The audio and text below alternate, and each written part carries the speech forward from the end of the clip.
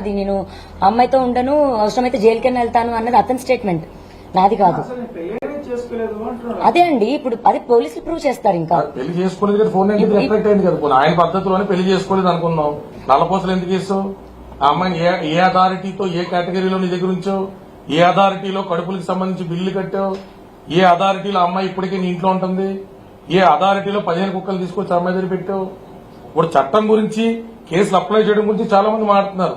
చాలా మంది రిటైర్డ్ జడ్జిలు ఈ ప్రెస్ మీట్ చూస్తారు, జడ్జిలు, సీనియర్ న్యాయవాదులు చూస్తారు. Please kindly educate us where we are going wrong.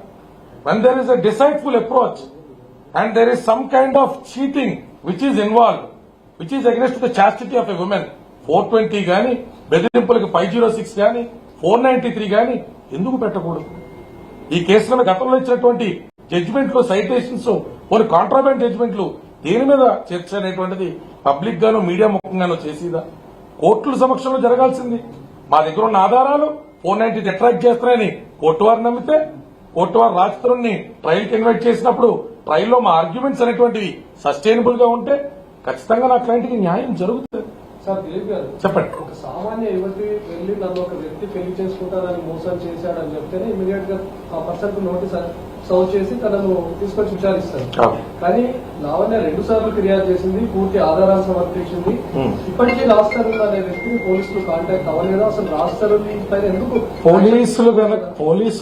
జరుగుతుంది? అదే ఇప్పుడు పోలీసులు జాప్యం అనేటువంటి దాని మీద పోలీసులతో బాహాబాహి దిగాల్సిన అవసరం న్యాయవాది వృత్తిలో ప్రతిరోజు కోర్టుకెళ్లి ప్రాక్టీస్ ఉన్న మాకైతే అవసరం ఉండదు.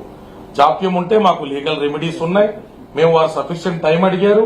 తెలంగాణ స్టేట్ లో ఉన్నటువంటి బోనాలు తదితర అంశాల మీద వారికి ఉన్నటువంటి బందోబస్తు సమస్యలు వివరించారు. ఈ రోజు కూడా మాకు సరైనటువంటి రెమెడీ చూపించకపోతే we have all rights to approach to honourable high court of Telangana under writ of mandamus. మీరేం నోటీస్ చేశారు సార్ ఈ పీరియడ్ లో?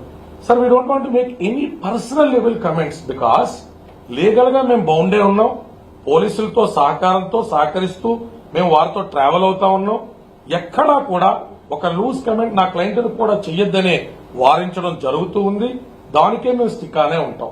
పోలీసులు కేసు కట్టారు, కట్టిన కేసు మీద దర్యాప్తు చేయాలా, చర్యలు తీసుకోవాలా. ఇది వాళ్ళు కాదు, ఎవరు అవాయిడ్ చేయలేరు. మధ్యలో నా క్లయింట్ కి పోలీసుల ద్వారానే చిన్న పార్టీ ఫెయిలర్స్ ఇప్పిస్తా ఉన్నారు వేరే స్టేషన్ తో.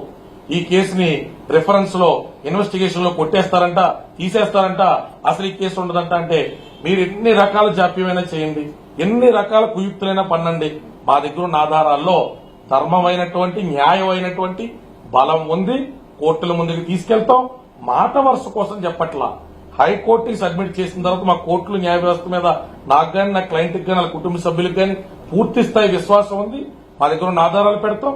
కాదు అంటే దీనికి ఖచ్చితంగా అవసరం అనుకుంటే రివిజన్ కోసం మేము సుప్రీంకోర్టు గుమ్మం కూడా తొక్కుతాం.